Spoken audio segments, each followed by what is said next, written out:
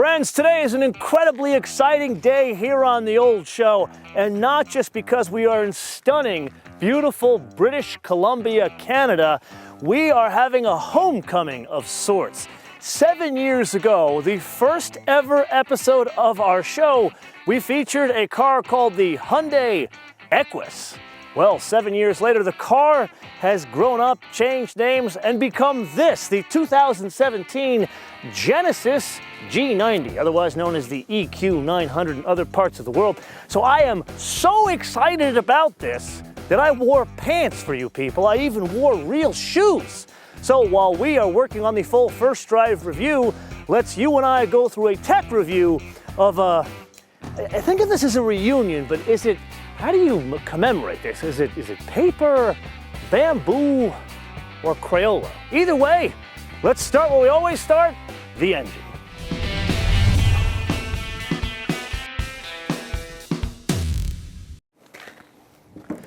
Right, in order to dive into engines on a Genesis G90, Hyundai EQ900, whatever you want to call it, we need to set up two columns. There is the US and there is the rest of the world. Let's start with the rest of the world because there are three engines on offer. There's a 3.7 V6 naturally aspirated, then there's a 3.3 twin turbo V6, which this is, and then there's a 5-liter V8. Now we've driven that 5-liter V8 in the Hyundai Genesis about a year and a half ago with our friend from Lotus, Matt Becker. Go back and check out that episode. They also call it the Tau V8. But now we need to go back into the US because you can have any engine you want as long as it's a 3.3 twin turbo V6, which this is, and the 5-liter V8. So the 5-liter V8, to kind of recap, 420 horsepower and 383 pound-feet of torque, which comes in at 5,000 RPM. Then there's this, the V6 twin turbo. And before we get into the numbers, what's interesting about this is the first time the entire Hyundai group is doing a twin turbo V6. Now the numbers. 365 horsepower, which comes in at 6,000 RPM, relatively aggressive. And then there is 376 pound-feet of torque, which comes in at a very low engine speed of 1,300 RPM, all the way up to 4,500 RPM. Then we need to kind of put this all aside and focus on the transmission. And that is new, whether it's V6 or V8, and it's 8 speeds. Now, what's interesting is not so much the number of gears, but the entire packaging. It's basically been reduced by about 18 pounds, which is kind of a theme throughout a rather large car. And really to unpack that, we need to focus on driving dynamics and the bits that affect driving dynamics, so let's press on. Now this is the point of the episode where I'm going to sound a bit like a science professor because we're going to unpack weights and measures. And now if you have seen a Hyundai Equus or you have driven a Hyundai Equus, you know this is not a small vehicle, so it will come as no surprise that its replacement has a wheelbase of 124.4 inches and 204.9 in overall length. And that's because this thing is designed to compete with the likes of like an S-Class or a BMW 7 Series. Now, let's put aside that and let's focus on things that hang off of this large car, and that is suspension. So in the front, multi-link, in the rear, multi-link. Now there are adaptive dampers, but we need to put a pin in that, come back to it because it affects something else. And then while we're here, let's focus on shiny round things. You're probably looking at this and say, wow, it's probably rolling on dubs. Actually, you'd be wrong. Those are 19 inches, but this is where we need to go back to that whole two-column thing of US and rest of the world. So this is a US car, so it's 19s all the way around. If this were a non-US car, it would be 19s in the back and 18s in the front. So while we're still talking about round things, let's talk about brake rotors. If this were a V8, it'd be 14.8 inch in the front, 13.4 in the rear. Now the actual width of the rotor in the front is 35 millimeters. Then there's the actual calipers themselves. 2 in the back, really no surprise there. But for a Hyundai Group vehicle, 4 in the front, very interesting here. But now let's put that aside and let's go back to weights and measures. So a couple of years ago, me and Gene spent a lot of time talking to you about unsprung weight and how important it is to lower unsprung weight. So in this whole combination of stuff, this menagerie of wheels and suspension I've talked about, what the engineers have focused on is trying to take out some weight at each corner, and what they've done is they've taken about 7 pounds out of each corner. Now let's put that aside and let's focus on the overall structure of the vehicle. And frankly, there's no nice way to put this. You see, this is the area that scares the shit out of other car companies when it comes to Hyundai. And that's because they're a car company, but they also own their own steel factory, people. They make their own steel. No one else does this. So when they're building a vehicle like this, they have more options to be able to play around with different types of steel to lower the overall weight. So what they've done here is 52% of the structure is high-strength steel. And then there's also some other lightweighting technologies, but frankly, this is not a lightweight vehicle. There are different ways of calculating weights depending on US and rest of the world. Let's start with rest of the world. It starts at about 2,420 kilograms, goes up to about 2,590 in the V8. I would say, and the Genesis people have not told me the exact weight, about 4,500 pounds here in the US if I were a guessing man. Now let's put that aside. We talked about the options of V8 or V6. There's only one other option, and that is, do you want rear drive or all-wheel drive? Now I bring this up not because of foul weather, because frankly we're in the high desert, really don't get a lot of snow up here. But what does happen, and this is where we get to the adaptive dampers, is you can vary where the power goes to. That's not unusual, but what's unusual is you vary by adjusting the drive mode. So in this specific case, you can do 100% of the power to the back, that's econ mode. Then you could do 90 in the back, 10 in the front, that's sport mode. And then depending on weather, let's say for the sake of discussion, we were in my hometown of New York, you could do up to 40% in the front. Okay, so I think we've covered this whole weights and measures business.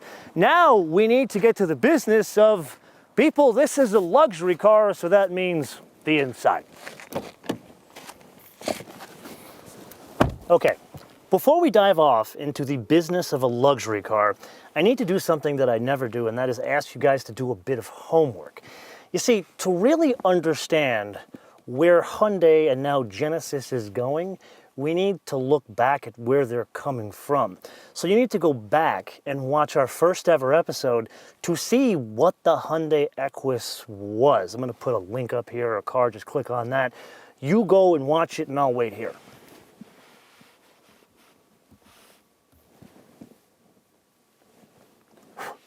Okay, you back? Ready? Okay, so here we go. Now, you know I never like to tell you guys what you guys can see, so let's put aside the overall design. Let's focus on 3 things. Number 1, materials. So if you have ever been in an Escalade Platinum or a BMW 7 Series, you know what semi-aniline leather is. That's what this is here. Now, of course, the Hyundai and the Genesis folks, they go out of their way to say, this leather comes from like special cows in the north of Italy. I can't even pronounce the region. And then even the seats themselves, they're blessed by some like German guru, and I speak German and I can't even pronounce this guy's name. But the point is, the material's not just here on the seats, but also here, here, and here, significantly more, I guess mature is the best way to put it, over where the Equus came from. Then there's industrial design details, like the clock, for example. That was this type of clock in the older car, but now instead of it being something that looks like it was designed in South Korea, it looks like something that was designed and manufactured in Schaffhausen. And that extends to the speaker grills, and I know I go on and on and on about speaker grills, specifically Burmester and Mercedes, all that kind of stuff, but now it's kind of made its way here, and I would say more successful than other Asian car manufacturers. Then there's some other bits that have changed, like for example, the lighting, it's LED, but there are 7 different colors, and then they tell me that there's something about a CO2 sensor, like first in class. I don't know, and frankly, up here in the very clear air of Canada, I haven't been able to play around with it. There is one thing that annoys the crap out of me, though. The shifter, I love it down here. You know I hate it up here with the Mercedes, but they put the park button here in front of the shifter. Absolutely makes no sense to me. Perhaps we need to revisit this. Okay, yes, this is Canada, but it is brutally hot in here, so let's step outside. So in summary, what do we got? Well, we got a hell of a lot of investment for a sophomore effort, but now you and I need to put aside the car and we need to unpack business, because you and I spend a lot of time at new car introductions frequently. But this was very unlike other new car introductions, because this wasn't so much about the car, it was more about introducing a company, dare I say a religion. So I need to renew the question to you guys that I asked 7 years ago in our first ever episode, and that was, what is luxury? Now, I got very interesting responses from you guys. I got everything from, well, who cares what the badge says? It's all about the vehicle itself. Then I got, well, it does have everything to do with the brand. And I even got, well, it's racing pedigree, which unusual, but I can kind of see the logic of that one. Well, now I'm getting kind of new points of information. So the folks at Hyundai and Genesis, they tell me a lot of things about this brand and what they're doing, but two kind of stood out. Like, number one, whether you get a fancy car or you get a crappy car, you got to get it serviced. So what these people are telling me is you can go on to like a portal on a web page, or you can pull out your phone and go through an app and schedule service for your car. Then they will come to your house, take your car, leave one of these, not like a crappy car, but one of these, and then they will service it and then bring it back to you.